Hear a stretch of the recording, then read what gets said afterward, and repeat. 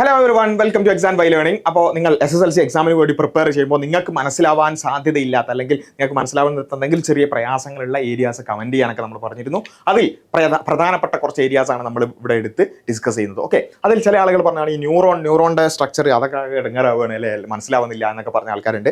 അതുമായി ബന്ധപ്പെട്ടുകൊണ്ട് കഴിഞ്ഞ വർഷങ്ങൾ വന്നിട്ടുള്ള ഒരു ചോദ്യവും അതുമായി ബന്ധപ്പെട്ടുകൊണ്ട് എങ്ങനെയാണ് ഇത് സംഭവം, എത്ര സിമ്പിളാണെന്നുള്ളത് നമ്മൾ മനസ്സിലാക്കുക. Okay, read draw the diagram and answer the question. ഇതൊക്കെ കാണുമ്പോൾ അതിൻ്റെ എന്താ സംഭവം, എന്തോ വലിയ സംഭവം ഒന്നുമില്ല, വളരെ സിമ്പിൾ ആണ്. ഓക്കെ, അതായത് കോപ്പി ദ ഡയഗ്രാം. എങ്ങനെയാണ് ഈ ഡയഗ്രാം വരക്കേണ്ടത്? ചില ആൾക്കാർ ഇതെന്തോ വലിയ എന്തൊരു സംഭവം, ഇതൊന്നും ഒരിക്കലും മനസ്സിലാവില്ല എന്നൊക്കെ വിചാരിക്കുന്ന ആൾക്കാരുണ്ട്. അവരെന്ത് ചെയ്യണം? ന്യൂറോൺ ആദ്യമായിട്ടൊന്ന് വരക്കണം. ഞാനും വരച്ചുതരാം, പക്ഷേ എൻ്റെ വരൻ്റെ ഒരു ഭംഗിയൊന്നും നിങ്ങൾ നോക്കാൻ പാടില്ല. എങ്ങനെയാണ് ഇത് സംഭവം വരുന്നത് എന്നുള്ളത് മാത്രം മനസ്സിലാക്കുക.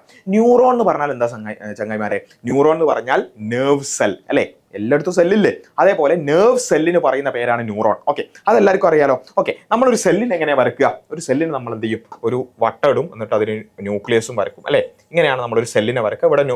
ഇവിടെ സൈറ്റോപ്ലാസം എന്ന് വെച്ചാൽ സെൽ ബോഡിയൊക്കെ ഉണ്ടാവും അല്ലേ. ഇങ്ങനെയാണ് നമ്മൾ ആ സാധാരണ ഒരു സെല്ലിനെ വരക്കുക. ഇതേപോലെ തന്നെയാണ് ന്യൂറോണും. അപ്പോൾ നിങ്ങൾ ചോദിക്കും, ഇങ്ങനെയാണോ ന്യൂറോൺ? അല്ല, ന്യൂറോണിന് ചില എന്തുണ്ട്, എക്സ്ട്രാ ഫിറ്റിങ്ങുകളുണ്ട്, അത്രേ ഉള്ളൂ. ന്യൂറോണിൻ്റെ പ്രത്യേകത അത്രേ ഉള്ളൂ. ഇതിന് ചില എക്സ്ട്രാ ഫിറ്റിങ്ങുകൾ എന്ന് വെച്ചാൽ ഇതാണ് സെൽ ബോഡി. ഇതാണ് സെൽ ബോഡി. ഓക്കെ, ഈ സെൽ ബോഡിക്ക് പുറമേ കുറച്ച് എക്സ്ട്രാ ഫിറ്റിംഗ് കൂടി, അത്രേ ഉള്ളൂ. എന്താണ് എക്സ്ട്രാ ഫിറ്റിംഗ്? ഈ ഭാഗത്ത് കുറച്ച് ഇങ്ങനെയുള്ള അപ്പൻഡേജസ് അല്ലേ, ഇങ്ങനെയുള്ള കുറച്ച് എക്സ്ട്രാ ഫിറ്റിങ്സ്, അതിനെ നമ്മൾ ചെറിയ എക്സ്ട്രാ ഫിറ്റിങ്ങുകളെ നമ്മൾ ഡെൻഡ്രൈറ്റുകൾ എന്ന് പറയും. ഓക്കെ, ഡെൻഡ്രോണുകൾ എന്ന് പറയും. ആ ഡെൻഡ്രോണുകളുടെ ബ്രാഞ്ചുകളെ നമ്മൾ ഡെൻഡ്രൈറ്റുകൾ എന്ന് പറയും. എക്സ്ട്രാ ഫിറ്റിങ്ങിന്റെ പേരെന്താ? ഡെൻഡ്രോൺ. അതിൻ്റെ ബ്രാഞ്ചസിന് നമ്മൾ എന്ത് പറയും? ഐറ്റ് കൂട്ടിയിട്ട് ഡെൻഡ്രൈറ്റുകൾ എന്ന് വിളിക്കും. അപ്പോൾ എന്താ ഉള്ളൂ? ഒരു സെൽ ബോഡി, അതിന് ചെറിയ ചെറിയ കുറച്ച് എക്സ്ട്രാ ഫിറ്റിങ്ങുകൾ, അപ്പൻഡേജസ്, അതിനെ നമ്മൾ ഡെൻഡ്രോൺസ് എന്ന് വിളിക്കും. ഈ ഓരോ എക്സ്ട്രാ ഫിറ്റിങ്ങിനും ഡെൻഡ്രോൺ എന്ന് വിളിക്കും. അതിന് കുറേ ബ്രാഞ്ചസ് ഉണ്ടാവും, അതിനെ ഡെൻഡ്രൈറ്റുകൾ എന്ന് വിളിക്കും. ഇത്രയല്ലേ ഉള്ളൂ. ക്ലിയർ അല്ലേ? അപ്പോൾ നിങ്ങൾ ചോദിക്കും, ഇങ്ങനെയാണോ ന്യൂറോൺ? അല്ല, കുറച്ചും കൂടി ഉണ്ട്. ഒരു വലിയൊരു എക്സ്ട്രാ ഫിറ്റിംഗ് കൂടി ഉണ്ടാവും, കുറച്ച് നീണ്ട ഒരു ഫിലമെന്റസ് എക്സ്ട്രാ ഫിറ്റിംഗ് കൂടി ഉണ്ടാവും. അതെന്താ പറയുക? ആക്സോൺ എന്ന് വിളിക്കും. ആക്സോൺ.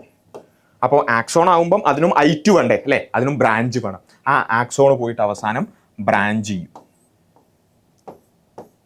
അതിനാണ് ആക്സണൈറ്റ് എന്ന് വിളിക്കുക. ഈ ആക്സണൈറ്റിന് ഇനി അവസാനം ചെറിയൊരു ഒരു കുനുകുന പോലെ അതിൻ്റെ ഏറ്റവും അവസാനത്ത് ഒരു സ്ട്രക്ചർ ഉണ്ടാകും. അതിലാണ് ന്യൂറോ ട്രാൻസ്മിറ്റേഴ്സ് ഉണ്ടാവുക അല്ലേ. സിനാപ്റ്റിക് നോബ് എന്ന് പറയും. അത് സിനാപ്റ്റിക് നോബ്, അതിനകത്താണ് ന്യൂറോ ട്രാൻസ്മിറ്റേഴ്സ് ഉണ്ടാവുക. ഇത്രേ ഉള്ളൂ. ഇപ്പം തന്നെ നമ്മൾ നേരത്തെ സെല്ലായില്ലേ. അപ്പോൾ ഒരു സെല്ലേ ഉള്ളൂ, സെൽ ബോഡി. പിന്നെ അതിൻ്റെ കൂടെ കുറച്ച് എക്സ്ട്രാ ഫിറ്റിങ്സ്, അതിൽ ആക്സോൺ. പിന്നെ ചിലതിൽ എന്തുണ്ടാവും? ഈ ആക്സോണിന് ഒരു ഇൻസുലേഷനായിട്ട് അതിൻ്റെ ഒരു വയറിങ്, പിന്നെ വയറിന് ചുറ്റും പ്ലാസ്റ്റിക് ഒക്കെ പിന്നെ കോട്ട് ചെയ്യുന്നത് പോലെ ഒരു കോട്ടിങ് ഉണ്ടാവും. അതിനാണ് നമ്മൾ എന്ത് പറയുക?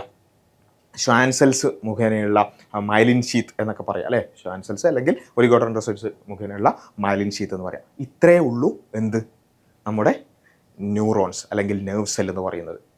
ഇനി ബാക്കി ഈ സെല്ലിൻ്റെ ആ ഒരു സ്ട്രക്ചർ കിട്ടിക്കഴിഞ്ഞാൽ പിന്നെ നമുക്കൊക്കെ വളരെ സിമ്പിളാണ്. മറ്റേതെന്താ വെച്ചാൽ നമ്മൾ ആദ്യം തന്നെ നോക്കുക, ഇതെന്തോ ഒരു സംഭവം അല്ലെ, ഇത് ആകെ ഈ ഇതാണ് സെല്ല് അല്ലേ, ഇതാണ് സെല്ല്.